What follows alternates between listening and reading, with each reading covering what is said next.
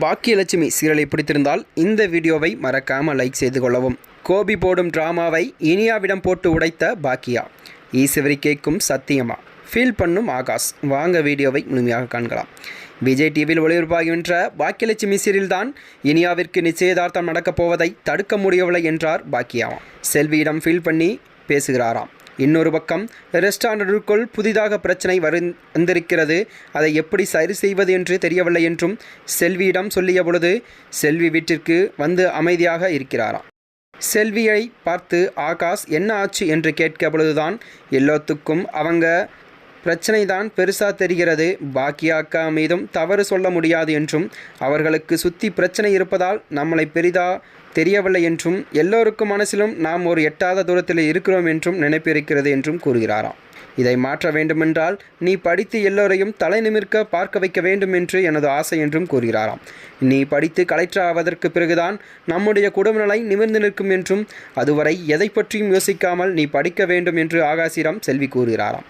Akash okay என்று சொல்லிய நிலையில்தான் என்ன பிரச்சனை என்று கேட்கிறாராம். உடனே செல்வி இனியா பாப்பாவிற்கு கல்யாணம் பண்ண வைக்கப் போகிறார்களாம் என்று கூறுகிறாராம். அதனால் வருகிற ஞாயிற்றுக்கிழமை நிச்சயதார்த்தம் நடக்கப் போகிறது என்றும் சொல்கிறாராம்.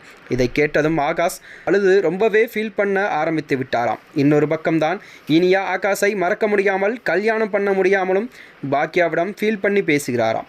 அதற்கு பாக்கியா உனக்கு விருப்பமில்லாத விஷயத்தை யார் நினைத்தாலும் பண்ண முடியாது என்று கூறுகிறாராம். அதற்கு நீ உறுதியாக இருக்க வேண்டும். உங்கள் அப்பா போடும் டிராமாவுக்கு நீ ஏமாந்து போய் நிற்காதே. உனக்கு என்ன தோணுதோ அதை பண்ணு. யார் கூட இருக்காங்களோ இல்லையோ நான் கூடவே இருப்பேன் என்று இனியாவிற்கு ஆறுதல் கூறுகிறாராம். அடுத்ததாக தான் கோபிக்கு உடம்பு சரியில்லை என்று செலியனுக்கு ஃபோன் வருகிறதாம். செலியன் இனியாவை கூட்டிட்டு கிளம்பும் பொழுதுதான் பாக்கியா மற்றும் எழில் சொல்லியது என்னவென்று, கோபி போடுவது நெஞ்சுவலி டிராமா, அந்த டிராமாவை வைத்துதான் உனக்கு கல்யாணம் பண்ணி வைக்கலாம் என்ற பிளான் போடுகிறார்கள் என்று கூறுகிறாராம்.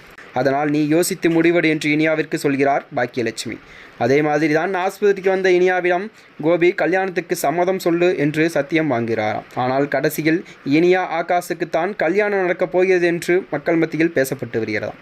இதனைத் தொடர்ந்து தான் அடுத்தது கடைக்களம் உருவாகும் என்று எதிர்பார்க்கப்படுகிறது. மேலும் இதுபோன்ற வீடியோக்களை தெரிந்து கொள்ள நமது சேனலை மறக்காமல் சப்ஸ்கிரைப் செய்து கொள்ளவும். நன்றி, வணக்கம்.